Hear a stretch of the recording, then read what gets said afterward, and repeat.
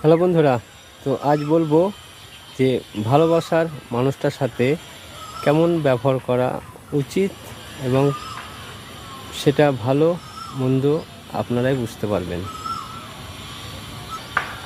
কারণ অনেক সময় যে ভালোবাসার মানুষটার সাথে হয়তো এমন ব্যবহার করে বসেন, সেই আপনার ব্যবহারে কিন্তু ভালোবাসার মানুষটা দিনের দিন আস্তে আস্তে কিন্তু আপনার কাছে থেকে সরে যায়।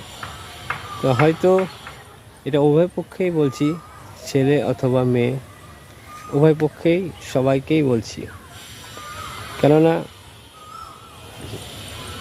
কিছু সময় এমন সময় আসে, সেই সময়গুলো কিভাবে কথা বলেন, রাগের মাথায় হোক, সে যে অবস্থাতেই হোক না কেন, তো এমন এমন কথা বলে ফেলি আমরা, বলে বসি আর কি, যে সেই কথার কোনো মাপ নেই। সেই কথার মধ্যে অশ্লীলতা বেশি। এমন বাজে মন্তব্য, সেগুলো তুলে ধরাও ঠিক না। হয়তো পুরনো কি করেছিল, পুরনো হয়তো 10 বছর আগে, সেই কথাগুলো খোঁচা মেরে তুলে ধরা। তো এই বিভিন্ন রকম মানুষের কথা তুলে ধরে এই ঝগড়ার মাধ্যমে ছোট বড় নানান রকম ভাষায় কথা বলা। তো সেই সব কারণে কিন্তু ভালোবাসার মানুষগুলো আস্তে আস্তে মন থেকে সরে যায়।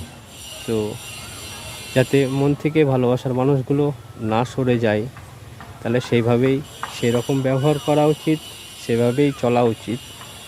তাতে উভয় পক্ষে সবাই ভালো থাকবে এবং সবার ভালো হবে। যাই হোক, আমার কথাগুলো অবশ্যই বুঝতে পেরেছেন। সবাই ভালো থাকুন, সুস্থ থাকুন, ঈশ্বরের কাছে এটাই প্রার্থনা করি।